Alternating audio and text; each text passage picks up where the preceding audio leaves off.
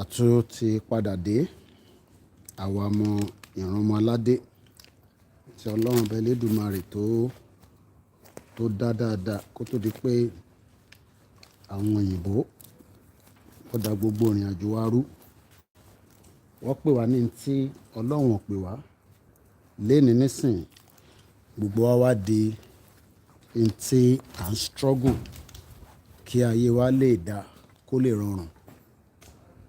Mo kí gbogbo wa lẹ́ẹ̀kan sí pé ẹ káàbọ̀ sórí ètò ti ìrọ̀lẹ́ yìí níbi tí a ti ń bá ìrìn àjò wa bọ̀ láti bí wákàtí méjì. Mo kí gbogbo ẹni tó bá ṣẹ̀ ń darapọ̀ mọ́ wa pé ẹ sọ fún nílé ẹ sọ fàlejò pé Kóìkì ó ti gbé yín wá síbi tí Fedrick Lugard gbé rí kó tó di pé ó kú. Fedrick Lugard fún ọ̀pọ̀lọpọ̀ èyí tí ẹ bá mọ̀ èèyàn burúkú tí ó yẹ kí a máa fi èpè rán nítorí pé ohun tó dá sílẹ̀ nínú ayé wa òun ló ń lọ lọ́nkàn yẹn. Ọ̀pọ̀lọpọ̀ tí kò tí ì dé UK ẹ lè má mọ ohun tí à ń sọ pé Fedrick Lugard was the governor administrator that was part of the British Empire that created what is now known as Nigeria in 2023. He once lived there. Tí ẹ bá wo plug tí ó wà lókè yẹn, ẹ rí pé Lugard was living here between 1912 and 1919. Inú building yìí ni Lugard gbé. Ṣénu bíbá náà ni ó ti ṣe ìpàdé tó ti jókòó pẹ̀lú àwọn British cabinet minister tí wọ́n wá ronú pé àwa ìrànmọ́ aládé láti kó wa papọ̀ pẹ̀lú ìlú kan tí wọ́n wá ń pè ní Nàìjíríà lénìí, as we continue to educate millions of Yoruba people and Nigerians in general, that as long as you continue to shout that you want to remain in Nigeria, this is the man that was the governor administrator. Ẹ wá wo environment here, only God knows. I mean, there's been a lot of development. As you can see, this area has been well developed in the last 100 years. But ìlú tí Lugard gan dá for 100 years kò tí ní any peace of mind till today. The influx of terrorists, the opportunity that has been diminished, the killings of innocent people. And today, as we are continuing to tell our people that ṣé irú life tí ẹ fẹ́ máa gbé lélẹ̀ pé kí politician ní ilẹ̀ Yorùbá àtàwọn other politician máa sọ fún yín pé ẹ má dá Kóìkì lóhùn, ẹ má dá Ìgbòho lóhùn, ẹ má dá Bàbá Akíntóyè lóhùn. Ta lẹ wá fẹ́ máa dá lóhùn? Ṣé Lugard tó create Nigeria òun ni ẹ fẹ́ save Nigeria fún ni? Gbogbo ẹni tí ó bá ní opportunity láti wo àwòrán yìí, this is the building. Lugard was living in this building from 1912 títí di 1919. 1914 ni wọ́n create Nigeria, but Yoruba part has been created in 1906. So gbogbo gbà yẹn agbára pọ̀, àwọn Britain ń lo agbára lé wa lórí. They were actually using everything to suppress the indigenous people.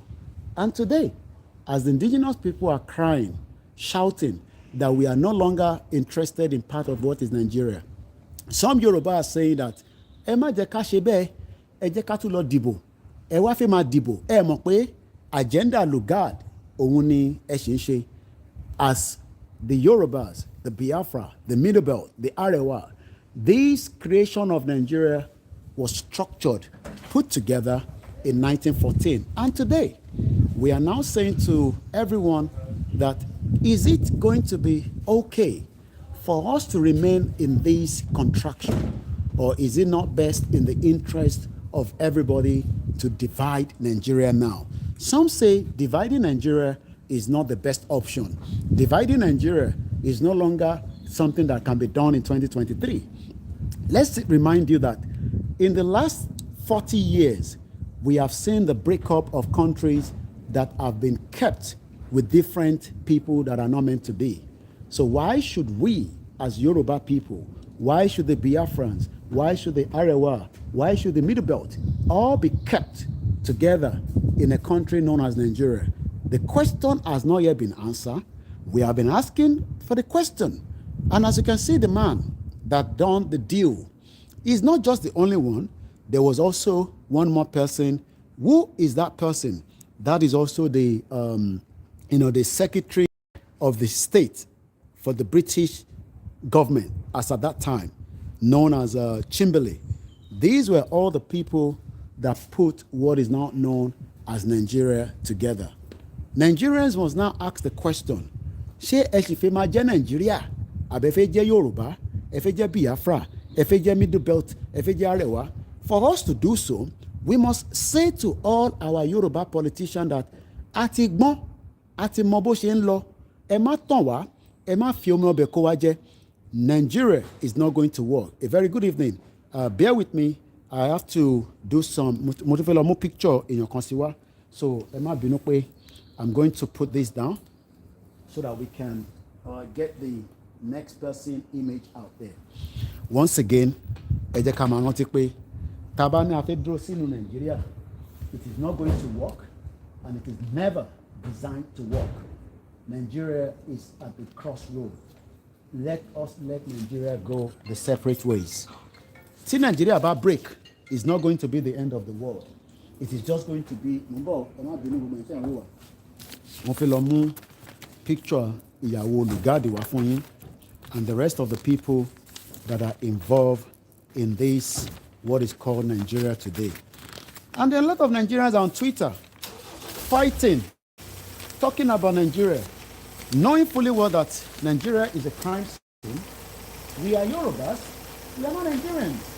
Why then should we want to save what was created for us? Why not let each body, Emma Bino, I just want to add this man to the image that we saw here.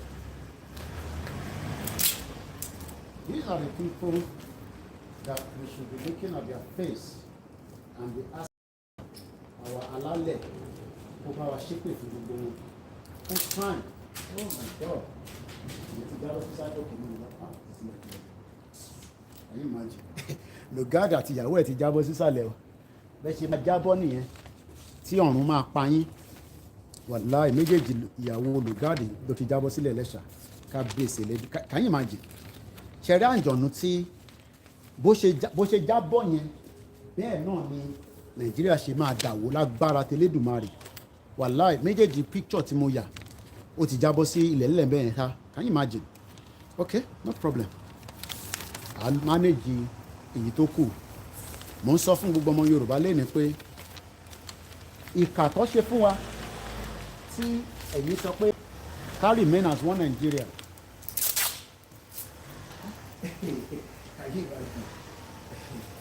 Méjèèjì bẹ́ẹ̀ dàbọ̀ ṣá bí Nàìjíríà ṣe máa dàwó ní ìlàdọ̀rọ̀ báwọn. So ẹ̀yin ọmọ ìrànmọ́ aládé tí ẹ bá ń wo àwòrán yìí ẹ jẹ́ ká máa fi tóra wa létí pé mo bọ̀ ẹ̀yin tẹ̀ ń wò wá a máa gbé gbogbo kìnìyàn wá sókè.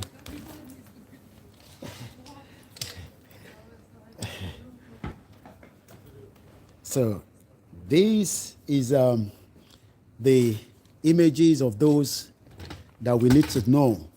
Gbogbo àwọn tó dá problem Nàìjíríà sílẹ̀ ìyàwó Lugard ti ṣubú sílẹ̀ lẹ̀ bó ṣe máa dàwó nìyẹn láṣẹ Èdùmàrè. Thank you so much Ayọ̀mí kan mo kí gbogbo yín tẹ́tí wọlé.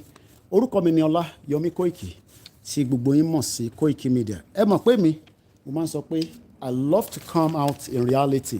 Mo ti wá sí bíbá rí. It's just yeah. If not, you're gonna be capturing my video. How are you? Fine. Good. So God, as you can see his face, ẹni tó wà láàrin yẹn is the person known as Chimberley. Ẹ má bínú, there will be a lot of movement in my hand. Mo fẹ́ ka history Chimberley for us. So let me bring it to my face a little bit, so that way I can at least work with something. Ẹ jẹ́ kí n gbé sójú mi. Mo kí gbogbo ọmọ Yorùbá o. Èmi àbúrò yín èmi ọmọ yín àwọn kan tẹ̀lé mi lọ kọ gbogbo wọn mo ní bẹ́ẹ̀ ni kò má tà ẹ jẹ́ ká turn kámẹ́rà mi wá báyìí so mo ò dẹ̀ fẹ́ jẹ́ kí n súnmọ́ mọ́tò yẹn púpọ̀ kódà ká má lọ ní accident ká má jẹ gbèsè Mercedes ká tó kúrò níbí báyìí so mo fẹ́ ka history díẹ̀ fún yín díẹ̀ náà ni ẹ má bínú there is a lot of movement ẹ má manage ṣe rí arákùnrin tẹ̀ ń wò láàrin òun ni Secretary of State níjọ́ náà lọ́hùn mo fẹ́ mú details ẹ̀ jáde wọ́n ń pè ní Neville Chamberlain bàbá yìí eléyìí tẹ̀ ń wò yìí eléyìí níjọ́ náà lọ́hùn Arthur Neville Chamberlain was a British politician of the Conservative Party who served as the Prime Minister of sorry I hope I'm not mixing it together now. No, well, I mean, he was the Prime Minister between 1937. No, Prime Minister A. I'm mixing it up now. Prime Minister UK, láti 1937 títí di 1940 and 1914 ni wọ́n amalgamate Nigeria. So bàbá tẹ̀ ń wò yìí, bàbá nínú gẹ́gẹ́ òun ni Prime Minister. So kò ń ṣe Lugard nìkan àbọ̀rọ̀ mi yé yín nísìn kò ń ṣe Lugard nìkan ló ṣiṣẹ́ yẹn. He was also working under the instruction of the Prime Minister níjọ́ náà lọ́hùn just as we have a new Prime Minister náà kí ló dé tó fẹ́ jẹ́ ká rójú ẹ̀ ọmọ máa lè ojú ẹ̀ láti show nínú láti fi sellotape ní mọ́lẹ̀ ìyàwó Lugard ló ti sá lọ ó ti jábọ́ sílẹ̀ lẹ́ẹ̀lẹ́yìn a lè ní ìyẹn mú òkòmátà ń bọ̀. ẹ̀rí gbogbo ń tọ́yìn wọn tẹ́lẹ̀ ó ti di dandan pé èmi láti jẹ́ kẹ́ mọ̀. So Prime Minister ìjọ náà lọ́hùn òun ni arákùnrin tí ẹ̀ ń wò yìí lẹ́yìn mi Prime Minister. This was the UK Prime Minister when they were putting the structure of Nigeria in making. And ní òkè as we have said that is where Lugard lived. ẹ jẹ́ ká mọ̀ díẹ̀ nípa Prime Minister yẹn. Arthur Neville Chamberlain was a British politician of the Conservative Party who served as the Prime Minister of the United Kingdom from May 1937 títí di May 1940. So nínú 1919 something tó ń sọ yẹn náà inú ẹ̀ náà ló ti create Nigeria o. And this was the serving Prime Minister according to the information that we have. What can we say about him? Well, what we can say about him is òun náà wà lára wọn tí wọ́n put Nigeria together. So if a lot of you ní lélẹ́ni táwa ń sọ fún pé Nigeria is not who we are a ní ibi tá a wà tẹ́lẹ̀ and gbogbo àwọn ilé àwọn ọba ló máa ń ṣiṣẹ́ fún ṣẹ́rí the way it is structured ló ṣe wà ní pé they are working on behalf of the empire àbọ̀rọ̀mù yẹn ní sìn on behalf of the empire ni gbogbo máa ń ṣiṣẹ́ just as we have it right now ẹ mọ̀ pé our new Prime Minister kò sí nǹkan kan tó lè dá ṣe nítorí pé ó gbọ́dọ̀ gbàṣẹ lọ́wọ́ eléyìí kú ní November 9, 1940 ìyẹn ni bàbá yìí ìyẹn ló. So kí la fẹ́ mú jáde nínú conversation wa lẹ́ni again is to tell those of us that are still hoping that one day our life will be great inside Nigeria. Your life cannot be great. You can be deceived by your politician that you will have a better life, things will be good for you. A máa ṣomi, a máa ṣe iná, a máa ṣe títì. All this nonsense is not what we are asking for. What we are asking for is for us to have our own independent nation, our own sovereign country, our own country. Wọ́n ní kíní boil lọ́wọ́lọ́wọ́ Ìwó road kó túbọ̀ máa boil ẹ jẹ́ kéèkìtì náà máa boil everywhere kó máa boil. And as many Nigerians are excited that maybe the PDP will win, maybe Tinubu will win, maybe Atiku will win, maybe Peter Obi will win, it does not matter any one of them. One thing is they cannot fix the damage that has been created in the first place. The damage that has been created is we should allow Nigeria to dissolve. And when Nigeria dissolves, it's in the best interest of every Nigerian today. But Nigerians are saying, no, Koiki, no. How can you say we should break Nigeria? We have lived together for 62 years. We have married each other. We have settled down in our own different community. Yoruba people wà ní North o, ẹ má dágun sílẹ̀ o, Koiki má dágun sílẹ̀ o, London ìwọ wà má dágun sílẹ̀ o. Yeah, but London ló ti pínlẹ̀ Nigeria. Ṣebí London ló ti pínlẹ̀ Nigeria. So tẹ́mi bá wà ní London nísìn, kìlómítà. London tó ti pínlẹ̀ Nigeria náà láti fi fọ́. But ẹ̀yin tẹ́ wà nílé náà máa níṣẹ́ tẹ́ máa ṣe. Every one of us must have a job to do. It's gonna pick your face. Because onṣorí borí kámpá nísìn tó ń bọ̀ tó ń ṣe bíi ti. Àbúrò mọ̀ yé nísìn. Koiki má da ogun sílẹ̀ o. Ìwọ tó wà ní UK ló ń pariwo ká break Nigeria. Ìwọ àti family Lugard wà nígbà yẹn ni. Ṣebí UK ní gbogbo family wọn wà. Àwọn tó dá problem sí wa lọ́rùn.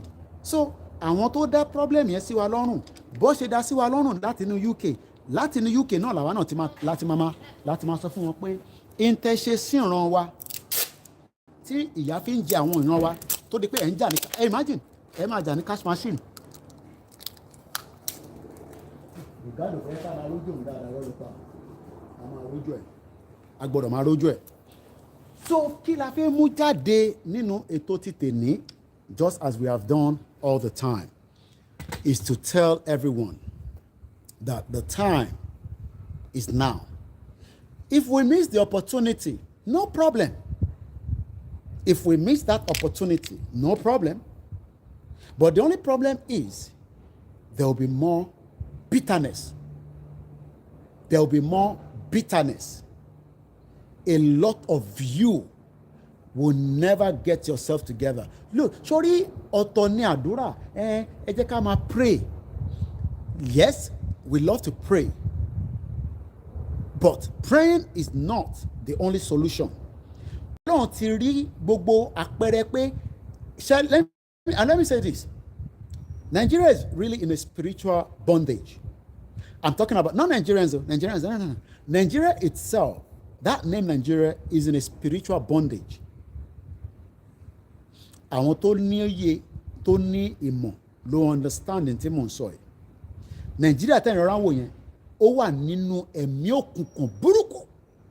Ṣẹ́rí wá rí gbogbo àwọn politicians yẹn from Tinubu wọ́n ti lọ gba àwọn ẹ̀mí burúkú and they are ready to make sure that in tóun fẹ́ yẹn ó fẹ́ gbà. Ẹ̀mí burúkú wà lára gbogbo wọn yẹn ẹ̀mí burúkú àtàtìkó àti Peter Obi o but Nigeria fúnra rẹ̀ as a country ẹ̀mí burúkú wà nínú Nigeria and that is why à ń sọ fáwọn èèyàn pé kì í ṣe Nigeria wọ́n ní máa bọ̀ ẹ́ bọ̀bọ̀ ìṣẹ̀lẹ̀ ìjókòó sí London tó dẹ̀ ń pariwo pé kì í ṣe Nigeria ó fẹ́ break Nigeria mọ́ mi lórí ṣe rí pé nítorí pé inú bondage ló wà lóòtítọ́ wọ́n lọ sí church wọ́n ń kírun wákàtí 5 wọ́n ń ṣe ìṣẹ̀ṣe but inú bondage ló wà because àwọn tó ń bá wa tayò yẹn ẹ mọ̀ pé bí Elédùmarè ṣe wà bẹ́ẹ̀ náà ni ẹ̀mí òkùnkùn wà ẹ̀mí òkùnkùn nínú Nàìjíríà wà báyìí nísìn ẹ̀mí òkùnkùn sorry about that good evening ẹ̀mí òkùnkùn ní Nàìjíríà wà and until a lot of you understand that. So, as we are praying, we must not stop praying. We must continue to pray. Kò ń ṣe pé Ọlọ́run ò tí ì gbàdúrà wa nísìn. But àwọn kan náà sọ fún Ọlọ́run pé fún wa ní Nàìjíríà náà. Tábàdẹ̀ dé ọ̀hún kájọ máa lọ yanjú ẹ̀. Àbọ̀rọ̀ ọmọ èyí nísìn. And who are these people? Àwọn wo gangan ló wà behind pé kí àṣeyọrí kó má jáde nínú Nàìjíríà. Ibi tá a ti wá bẹ́rì Lugard ibi tá a máa sín sí ni sàmọ́ fi pépà yẹn sílẹ̀ bẹ́ẹ̀ yẹn ibi tí mo wá sín sí lélẹ̀ mo ti bẹ́rì ẹ̀ pa síbẹ̀ yẹn ìyàwó ẹ̀ ti lọ sí ilẹ̀ẹ́lẹ̀ àti bẹ́rì àwọn méjèèjì mo sì máa dé cemetery ó kù díẹ̀ ni níbi tó sín sí gangan mo ti mọ ibi tó sín sí but ẹ̀yin tẹ́ wà nílé inú òkùnkùn lẹ wà inú òkùnkùn ayérayé bẹ́ẹ̀ ni Okoya Afọláyan my brother inú òkùnkùn ayérayé òun lẹ́wà. Tí a bá dẹ̀ wà nínú òkùnkùn, báwo la ṣe fẹ́ rí ìmọ́lẹ̀? Báwo ni ìmọ́lẹ̀ ṣe fẹ́? Kò ní bàjẹ́ fún ẹ, my brother and sis, mo kí gbogbo ẹni tẹ́ ti wọlé. Tá bá wà nínú òkùnkùn, báwo ni a ṣe fẹ́ ṣe àṣeyọrí? À ń gbàdúrà láti 62 years. It's because inú òkùnkùn. Bẹ́ẹ̀ni, Nigeria have been buried. Ibi báyìí la máa sín sí, mo ní yọ pépà yẹn kúrò, ibi tí fẹ́ sín sí ni mo ti wá yẹn. And it is now entirely up to us. Some of you tẹ́ máa ń béèrè pé bọ́ Koiki, okay, gbogbo tó ń sọ yìí àti gbọ́ ẹ kúkú ti pariwo títí náà láti 3 years. Ẹ ní template, àwọn tó máa ń sọ bẹ́ẹ̀. Kí la máa wá ṣe? Kí la máa ṣe? A máa dá crisis gidi sílẹ̀. Kò ní ran ayé, báwo lọ ṣe máa ń sọ Yorùbá yẹn? Kò ní rọ ara ayé àtàrà ọ̀run. All right. Àbúrò mo yẹ nísìn. Ayé kan làwọn ń lọ yẹn. Kò sí ìdókòwò àpẹẹrẹ ogun tẹ́mi ṣe yìí. Olúkálùkù ń ṣayé tiẹ̀ lọ. Òròpó òyìnbó kan ráyè tiẹ̀ wá ni. No, wọ́n ráyè tiẹ̀ wá. Àwọn ń ṣiṣẹ́. Kò ní ran ara ayé àtàrà ọ̀run. Ṣé ríru kódé dìgbà tí first cassidy bá wà bí kò sí náírà, ẹ̀tọ́ wa ni pé ká jáde ká shut down everywhere. But àwọn kan béèrè pé ta ló máa lead? Ṣé nígbà tí bàbá Awólọ́wọ̀, when Awólọ́wọ̀ and Zik and Tafawa Balewa, who was telling them to go and lead? They came together. Atiwa more, I mean, okay, how many in the last 40 years? Because kémi náà tó mọ bíbá, èmi náà gbọ́ program kan ni, but now I am showing you things that is more closer. Before I came to this country, I didn't know a lot of the things I know now. So ìwọ tó wà ń lé tó ń sọ pé ó dìgbà tèmi bá wálé ká tó wá jọ ṣe. The question is, èmi ò ní láti wálé because at the end of the day, I have not been in Nigeria for the last 24 years. And I am not a resident of Nigeria. Resident mi inú UK ló wà. But ẹ̀yin tẹ́ wà nílé, níbi kankan tẹ́ ń lọ. And until you understand that. But what you are saying is, mo kí Pastor Mo, ẹ̀gbọ́n mi Ṣẹ́gun Ọ̀nà, mo kí gbogbo yín, ẹ̀gbọ́n mi Karùn-ún Abíọ́dún, Quadri Àbáyọ̀mí, and those that are also in the live broadcast with me. I understand you want somebody to come and be the lead. Ẹ wo bẹ́ẹ̀ ṣe bẹ̀rẹ̀ ní Ìbàdàn lẹ́ni nísìn. Ẹ má jẹ́ kó sún. Continuation ni. It must continue. Protest always bring problem. Protest ò ń ṣe kò ń bí ọmọ rẹ̀, definitely. Kò síbi kankan lágbàáyé. So those of you that are saying that, look, if we do not force, I keep saying that, if we do not force Nigeria government, I'm not talking about Buhari now, I'm talking about the whole structure of Nigeria into a dialogue, we have not yet moved the movement forward. What we will continue to do is enlightenment, education, maybe some few rallies there and there. But if we are truly going to break away from Nigeria, we must force the government into a dialogue. Not dialogue that we want to remain in Nigeria. Dialogue to dissolve Nigeria so that the indigenous people, and that is why the Biafra are so very, very active. If you follow the Biafrans, they are saying that this, Eshegon Yami, thank you so much. Yamofimba Madaru Koyin, but Tibat Sokwe First Bank, Etimonity, Eje, Eshegoni. So, gbogbo ẹ̀yin tí ẹ máa ń sọ pé but it is not going to be, no, nothing is easy. Èmi tèmi náà ti jáde látàárọ̀ ní ṣe o rò pé easy ni. No, look, mo ṣe lọ gbọ̀nsẹ̀ kò ń ṣe, no, ṣé gbọ̀nsẹ̀ nìyẹn máa ń ṣe no, number 1 mo lọ ṣe number 1 kò ṣe number 2 lẹ́ẹ̀kan tí mo wọ coffee shop yẹn láti àárọ̀ tí mo ti jáde yẹn mo ṣe lọ ṣe kíni mo ṣe lọ ṣe number 1 mo wá ra coffee so that kára mi tún lè fresh. Ṣé o rò pé easy fẹ́mi náà tèmi náà wà níta ni? Kò easy. Ara ọ̀rọ̀rùn ara ọ̀rọ̀ ẹ̀dìyẹ ní òun lọ̀rọ̀ Nàìjíríà. Èmi náà lè jókòó sínú ilé mi kí n tan laptop bá ṣe máa ń ṣe yẹn, but at least bí ṣe jáde nísìn ẹ̀yin náà máa rí pé so bí tí Lugard gbé lélẹ̀ so bàbá and it will inspire you. Ìwọ náà wá wo àdúgbò yẹn bó ṣe rí lẹ́nìí, àdúgbò tí Lugard gbé, ìwọ náà wo transformation tó wà níbẹ̀ after 100 years. Kò wá compare sí transformation tí ó wà ní ibi tí òun create yẹn bàbá burúkú yìí àwọn méjèèjì pẹ̀lú prime minister ìjọ náà lọ́hùn prime minister jọ́nà lọ́rùn lélẹ̀ Lugard lélẹ̀ ìyàwó ẹ̀ àti bẹ́rì ẹ̀ ó wà nísàlẹ̀ ńbẹ̀ yẹn.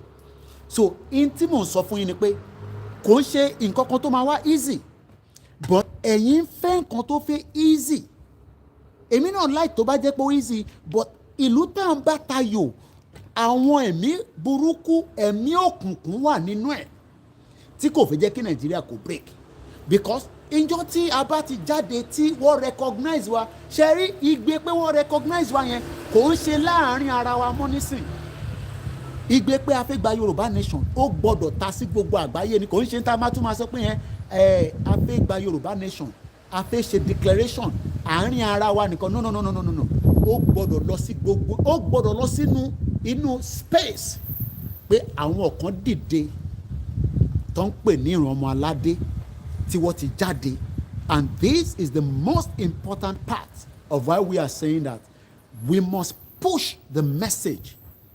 A gbọ́dọ̀ jẹ́ kí wọ́n gbọ́ igbe wa pé àwa ìran ọmọ aládé àti jáde kúrò ní Nàìjíríà kò ń ṣe pé ìta jáde àtúntẹ̀ slow no tá bá mọ̀ pa ẹ̀ tí jáde ká sì ṣe kí ni ká sì wà bá ṣe wà but in tó bá ti mú wa ta sọ pé a ti fẹ́ jáde let us finish the job completely. Thank you so much Eunice and all the Biafrans that have joined. As we are going to be winding down, I will then turn the camera again and we're going to start moving our broadcast. But we have buried Lugard here. This is where we have buried him and he's going to be here as we have buried him here. You can take a screenshot and that is the plug as you can see right there. But these as indicate that the Yoruba people, the Biafra people, all the ethnic groups in Nigeria that have been put together by the British Prime Minister of that time and the King of that time and Lugard, we have buried every one of them and what the Nerimo Lashe. So as I'm going to be moving, I will then show you the last time I was here, I think it was about, again, I have to put my phone down so that I can get my bags and everything together so that we can then start moving. Once again, mo kí gbogbo wa òtútù gan ti ń ṣá mi lórí so I might have to change to láti mo dé so that mo lè wọ́n sí mi tó bá tó máa cover ẹ̀ sí mi. Mo kí gbogbo wa lẹ́ẹ̀kan sí pé ọba Elédùmarè kò ní fi wá sílẹ̀ àwa la máa borí wọn gbogbo ẹni tó bá sọ pé ìran ọmọ aládé kò ní bọ́ nínú oko ẹrú ẹ̀yin lẹ̀ ní bọ́ ọba ni ẹni ìjòyè ni ẹni olóṣèlú ni ẹni òyìnbó ni ẹni gbogbo èèyàn tó bá sọ pé ìran Yorùbá ò ní bọ́ nínú oko ẹrú ẹ̀yin lẹ̀ ní bọ́ nínú oko ẹrú tẹ wà yẹn lẹ máa wà títí because the pain táwọn èèyàn wá ń face enough is enough alùbàtà ò kí ń dẹ́rin ẹ̀wọ̀n kémi náà tayò díẹ̀díẹ̀ nìyẹn Yorùbá mi ìgẹ́ta sì bí ni so mo ti ń dé fìlà gọ̀bì mi ẹ má bínú ẹ̀yin tẹ́ wà nísàlẹ̀ náà okay mo fẹ́ take a picture ilé power journalist máa ń like nǹkan tá a máa fi rántí tí bá ti gbé sórí Google nísìn so Google á rántí pé bọ̀bọ̀ kan náà wá síbí báyìí let me take a proper picture of myself. So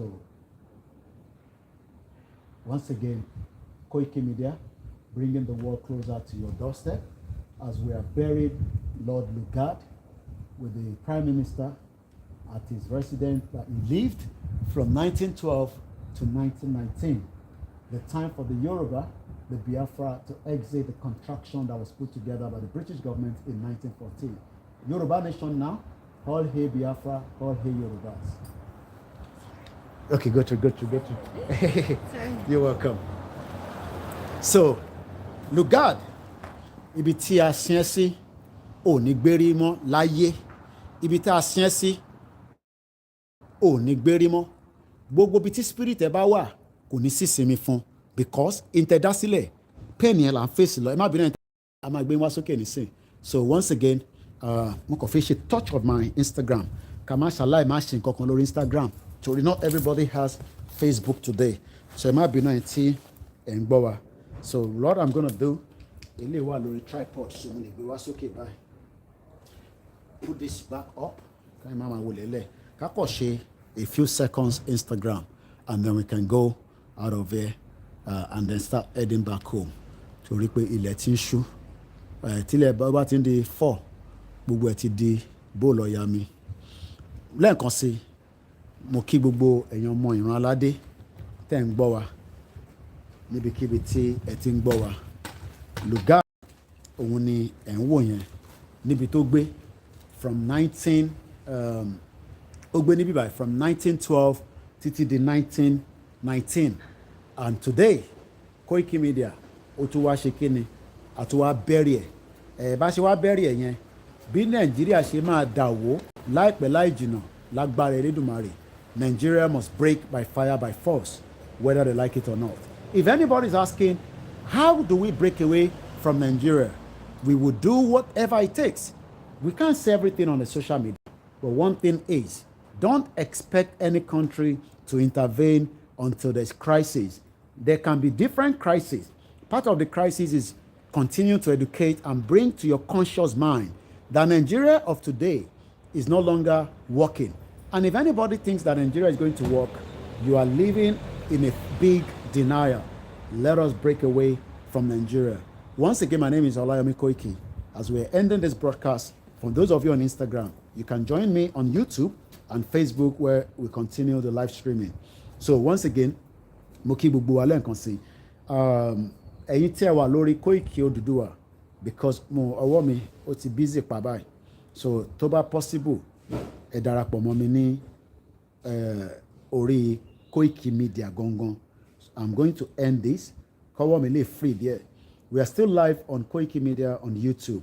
So if you want to enjoy and continue watching the program, I better kẹ́ join me ní orí YouTube àbí lórí Koiki Media properly so that ẹ lè máa enjoy it. A máa end eléyìí tí mo fi ń bá yín sọ̀rọ̀ nísìn so that ká lè ní free space.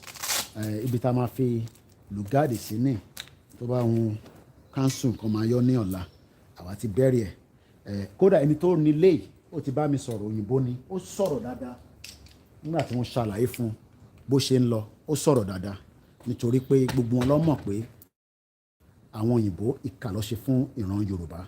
So once again, if you are watching ẹ̀yin tí ẹ ń wò eré ilé ní kẹ́ ti lọ join àbí kẹ́ lọ join lórí YouTube. Bye for now. Kò mo fẹ́ free ọwọ́ mi díẹ̀ because I'm going to take a bit of work now. So mo ní láti máa lọ díẹ̀díẹ̀. So ẹ̀yin títẹ̀ mi ká ṣì máa mo ti fẹ́ ṣe one short clip kan tí mo fẹ́ tọ́jú fún archive. Ẹ má support Yorùbá Nation náà kẹ́ máa sọ pé àwọn aláfẹ́ dá wàhálà sílẹ̀. Ṣé mi lágbára láti dá wàhálà sílẹ̀? Àwọn tó dá wàhálà sílẹ̀ ẹ lọ bá wọn ẹ lọ lagi mọ́ wọn lórí ìyẹn British but Koiki lẹ fi ní ó dá wàhálà sílẹ̀.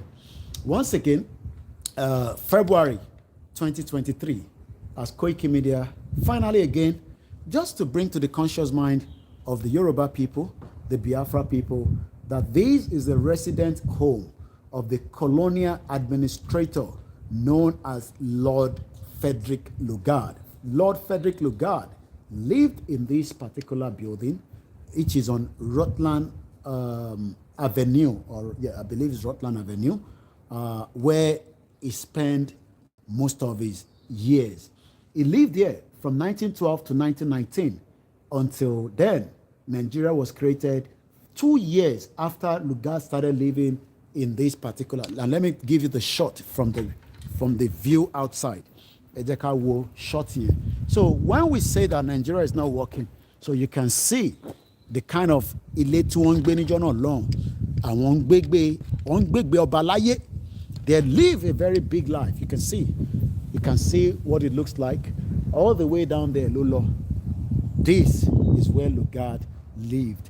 Koiki Media, bringing the world closer to your doorstep. So, ẹ̀yin èèyàn wa, a máa tẹ̀síwájú nínú ìrìn àjò wa nísìn. Mo kí gbogbo wọn Yorùbá. Gbogbo ẹni tó bá fídíò ìpàdé, ẹ máa sọ fún wọn pé àwa ọmọ ìran aládé a ṣe tán láti dá dúró. A ṣe tán. Ẹ má bínú ẹ̀yin èèyàn wa. Just want to get myself together. And I need to also continue to remind those of you that are still thinking that you have a country. You don't have a country. Nigeria is currently at the verge. So you can see the kind of house Lugard Igbe while he was alive. They live a very beautiful life. I mean, and to be governor administrators at that time, you can imagine the kind of life they were living. So let me bring my tripod down a little bit. Tripod here got it come to lateral me. So you can move tripod in Wasisale and we can start making our way out of this location. Mo kí gbogbo alẹ́ nǹkan sí o. Àwọn kan máa ní ẹjọ́ náà là ń tò láti jọ́ yìí. Nǹkan kan ṣẹlẹ̀. Tí nǹkan bá ṣẹlẹ̀, àgbáyé máa dá sí. Nǹkan tí ṣẹlẹ̀ náà ni. So ó dìgbà tí nǹkan bá ṣẹlẹ̀ ni àgbáyé máa dá sí. Àgbáyé ò kí ń dá sí problem. Thank you so much, Eunice. Thank you, those of you that have joined us so far. So I'm going to start moving a little bit away from this location, and we're going to start moving now.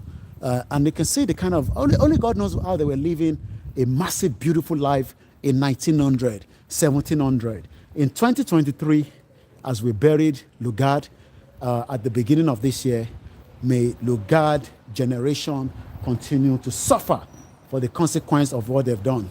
In 2023, you can see that people are charging their vehicle. You can see why you would drink the crude oil. You can see there. This, you have to go and register, and all you do, you just move the bicycle, and when you finish, you drop it wherever you finish as well. And you can see, Shori, Skoda Kolimoto, you can see in 2023. So yeah, Rutland Gate ni Oruko Adugbo Lugard. This is where he lives. It's called Rutland Gate, SW7, City of Westminster. Very, very expensive borough. And look at the whole structure. And when we talk about, development, look at how small the roads are, but they are motorable, they are drivable because it has been rectified. And again, once more time before we leave this area, that is Lugard House between 1912 and 19... Okay, I think it's still not that cold. So they manage without a glove. You want to Wadugboy? Look at all these areas. Look at it. So when people are saying that, so Nigeria was developed, they are not. Nigeria is not designed to be developed. So Nigeria got to develop. No, they're not going to develop Nigeria. How can we say we have the largest second bitumen in the world in Ondo State and we don't have motorable roads? Imagine 1900, and yet what develop it? Gbogbo bíbá ẹni jọ náà lọ́hùn ẹṣin lọ́ máa ń lò kọjá ní gbogbo bíbá kó tó di pé development dé mọ́tò bẹ̀rẹ̀ sí wá nígbà tí mọ́tò máa wá wọ́n bẹ̀rẹ̀ sí change window lé yẹn wọ́n tún ṣe àwọn náà ní gas tẹ́lẹ̀ wọ́n ò ní iná tẹ́lẹ̀ lọ títí development technology. But today everybody is praying that Nigeria will get to a stage where it will be like Kenya. You are wasting your time.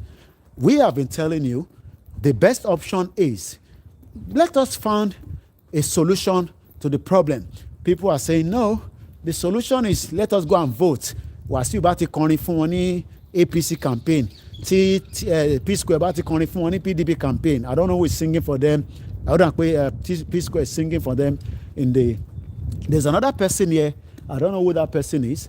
But gbogbo àwọn bí tẹ́ bá ti rí blue flag. There is one for Fela Anikulapo Kuti. I don't know exactly where it is. But Fela náà ibi tí Fela gbé ní London. So I don't know where exactly, but Fela has also been given a blue plaque. So anytime you see blue plaque, that means somebody important lived there before. So I don't know who this person is, but Avad Gardner lived there between 1922. He's a film star. He died in 1990.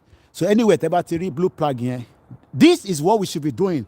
Ibi tí Orlando gbé nísìn ó jẹ́ ká ṣe ọbẹ̀ yẹn di nǹkan táwọn èèyàn tó máa dàbí bíi memorial place. Gbogbo àwọn celebrating ńláńlá kò ní sáwọn yẹ̀yẹ́ celebrating yín nísìn o. We should have something similar by the council. But ṣé eléyìí tí council òṣìṣẹ́, look at the whole structure.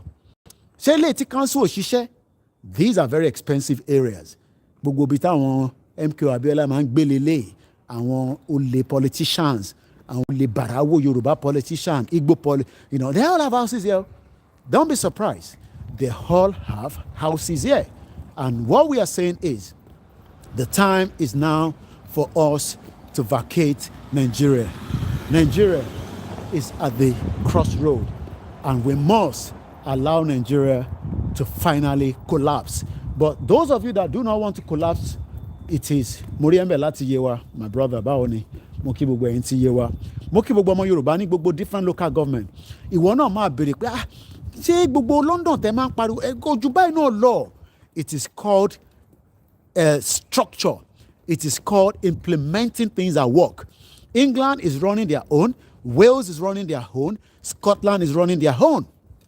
Gbogbo ohun tí bàbá Awólọ́wọ̀ náà rí nígbà tó ń wá sí UK lélẹ̀. But lẹ́ni nísìn àwọn èèyàn ní a ní local government, Ẹlẹ́lẹ́yẹ local government, Yewa local government, Yewa north, Yewa south. Gbogbo senator yín wọ́n gbé ní constituency yín. Gbogbo wọn wọ́n fẹ́ gbé ní Lagos state. Gbogbo wọn fẹ́ ra lé sí Lagos. Ìmí gan fẹ́ ra lé sí Abuja. So báwo ló ṣe expect kí local government kó work? Àwọn ọba gan gbé ní palace mọ́. Gbogbo ọba ti ń gbé ní Ìkòyí, Parkview, Okoko kìíní kan. And all these are the reason why there's no development. Ṣé tọ́ba bá ń gbé ní palace? Ṣé ọba ò ní mọ̀ pé àwọn ò níná? But ọba náà mọ̀ pé politicians sọ fún pé ọba ẹ jẹ́ ń fún yín nílé kan ní o, mo ní flat kan, ṣé ń fún yín ní flat yẹn kẹ́ lọ máa gbé níbẹ̀? And eventually àwọn ọba ò gbé ní palace mọ́, baálé ò gbé ní palace mọ́, because nobody is thinking of all these things. So táwa bá wá ń sọ̀rọ̀ wọ́n ní kéèké shut up, how can you stay in London and be shouting? Wá sílé wá darapọ̀ mọ́ wa. No, èmi ti kúrò nílé tipẹ́. So gbogbo pé kí wọ́n darapọ̀ mọ́ yín yẹn. I have left Nigeria since almost 24 years. Mo dẹ̀ dúpẹ́ pé 24 years tí mo kúrò nílé, Yorùbá mi sì dán mọ́rán. Ẹlòmíì gan kò sọ Yorùbá mọ́. Bẹ́ẹ̀ lómi bá dé London léni nísìn kò ní sọ Yorùbá mọ́. Òyìnbó ọ̀pẹ rẹ̀ ló máa sọ. A máa wá Queen English. So gbogbo tó dẹ̀ fi kọ́ wa lómi ọbẹ̀ jẹ́ nìyẹn. Ìdí táwa ṣe ń sọ pé ẹ jẹ́ a fi Nàìjíríà sílẹ̀. Is an evil country. Country tí kò ní ṣiṣẹ́ òun ní Nàìjíríà. But ẹ bá dẹ̀ sọ pé kò gbọ́ kò gbà ní, no problem.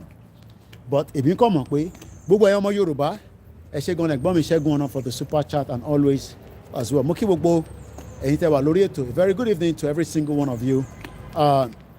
We won't stop talking. We won't stop campaigning. We won't stop mobilizing our people. Our people are suffering by the negligence of a government that failed to put things in place. There is no structure that works in that contraction known as Nigeria. So, my beautiful sister Eunice, you know, somebody that just arrived in London go to speak phone. Àwọn táwa ń bí báyìí gan 24 years ago, kí ni kàn wá pẹ̀lú phone? Kí ló ṣe kí ni ẹ̀ mú jáde? You know, mo pàdé ẹ̀gbọ́n wa kan. I think he's probably on his way to work. Mo rí tán wọ́n ń jẹun lọ ní. You know, ìlú ìlú mo mọ̀ pé tí wọ́n bá dé ìlú yìí wọ́n máa jẹun lọ ní. Because time ò sí, àwọn èèyàn ti lọ sí night job nísìn. Ẹlòmíì ṣe ṣe tán 14 hours on the NHS, 14 hours in the hospital in America, 14 hours. And we can do the same 14 hours in Yoruba land if only we are given the opportunity. So àti dáhìí road padà. So jẹ́ kí n gbé àní pé end the broadcast yẹn. I lè ṣe the same thing. Ṣòro lè ní sọ fẹ́ gbé kẹ̀kẹ́ ní bó ṣe wà yẹn. Ṣòro gbogbo tó ń ṣe ẹni sìn ó ń program ẹ̀ nìyẹn. Tó bá ti gbé ó ń lọ nìyẹn. So gbogbo tá à ń sọ yìí kò ń ṣe tí kò possible, but it is because the system tó set up ní Nàìjíríà, system burúkú ni, system tó yìnbó set up, system tí kò help anybody, is not helping anybody. But you know, you go to Southeast now, Wike has a lot of money. All this, I keep telling you, go and see Okorocha, the former Imo State governor. Ó ń jayé lọ nísìnyí. Imagine, remember that when DSS went to his house in Abuja, did you hear anything about that anymore? You're not going to hear anything. The case has gone quiet because he's a former governor. Remember that he was praying in his house. The last time I saw him, he was doing exercise. When people in Imo State are crying, they use the government resources to build their own system. They use the government resources to build their own system. And today, so many people seem not to understand that what we are saying is Nigeria is not going to work for anybody. But some say it's going to work. It's just going to take some time. We need to let it mature. We need to let it nurture very well. It does not matter.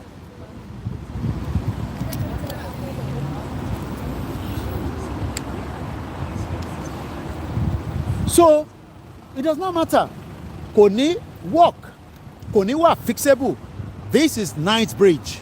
For those of you that probably wants to have a clear idea, ibi báyìí ló ń pè ní Night Bridge. So once again, mo kí gbogbo wa dáadáa. Ọlọ́run ọba Elédùmarè á kó wa yọ kúrò nínú ìlú tí kó gbogbo wa sí.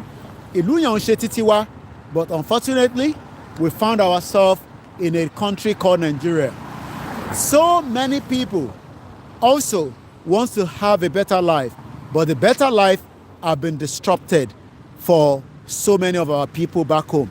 Even the Hausas are also facing a lot of problems. Likewise, the Yorubas, we are all facing all kind of different problems. Healthcare, education, security, food, everything, no job.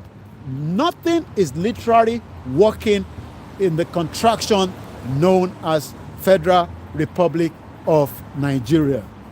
Nigerians, wake up. It is time.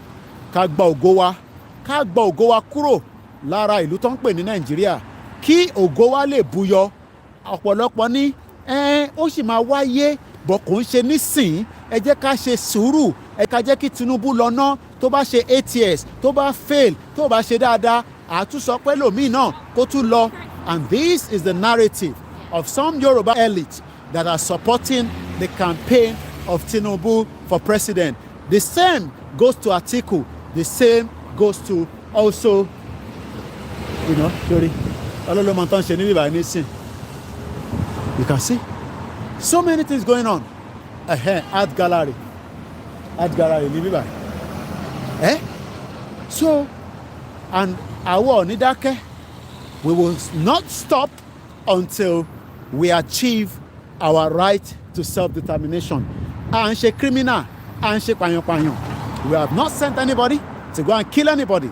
All we are saying is our right must be respected. You can block the road, you don't have a problem. You can disrupt the system, you don't have a problem. And when it becomes a full-blown crisis, that is when the international community will eventually now get involved. They are not going to get involved in the sovereignty of what is known as Nigeria today. But in the long run, they will eventually get involved. So we're going to end the broadcast as I am now going to catch my train and start making my way home. Hello. Ekushe. Worry, am I worried? Hello.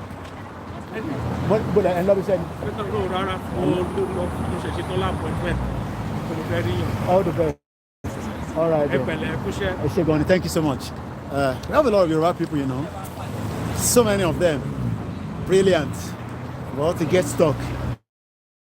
Lórí ètò ti live broadcast tí a ti ṣe bọ̀ láti bí almost 1 hour. I need to go and find something to eat and then make my way home. And on that note, I give up. I know it could be frustrating. I know it could be kind of, hey, people here, mountain man. I know it's something like that. But trust me, Nigerians will blow hot on this government. Gbogbo ta ṣe rí tó ń ṣẹlẹ̀ nínú banking hall, gbogbo ta ṣe rí tó ń ṣẹlẹ̀ ní petrol station. Mo tẹ̀ rí KFC ládùúgbò ẹ̀gbọ́n mi. So ìtàwárí náà la máa jẹ àbí. Mo ti jẹ plantain crisp bọ̀ kò ràn àwọn arànú mi wọ́n complain gan. So ẹ ṣé gan ni ìyá mi Sherifa Agbabiaka. Mo kí gbogbo ẹ má bínú pé mo lè dárúkọ yín mọ̀ ní strength money. So and I need to find something to eat, even if it's just a sandwich. Kí lọ wá nǹkan jẹ. Thank you so much, all the Koiki Media team. Thank you so much for those that keep supporting the platform. Supporting does not literally mean money. Sometimes it could be your advice. It could also be your prayers. And we will not also, we will not disappoint you. A lot of people thought maybe by now we will be fed. No. Until Nigeria ba wole, Lamatowa, very, very satisfied and happy. And on that note, Tibani strength, Tiba Dele, Aleshe, late night, Kawashi calling section. Táwọn èèyàn máa pè wọlé láti discuss gbogbo ibi tí mo lọ lénìí. So kí ni time sọ nísìn? Aago 5 ló ṣẹ̀fẹ̀ lù ẹ̀rú gbogbo ẹ̀ bó ṣe dúdú. So tó bá máa fi di bí aago 10 or 9 o'clock a lè ṣe late night táwọn èèyàn á lè pè wọlé. So a lè review gbogbo ohun tí mo rí lénìí. So we can do a late night call. So we'll do that. Tá bá ti bẹ̀rẹ̀ àkọ́ jẹ́ pé àwọn èèyàn á pè wọlé. Ẹ má bínú tẹ́ bá ráyè pè láti àárọ̀. Ẹ mọ̀ pé orí movement ni mo wà. So ẹ yẹ ká filẹ̀ bẹ́ẹ̀. Mo dúpẹ́ lọ́wọ́ gbogbo yín o. Kẹ́ ní nice evening. Bye for now.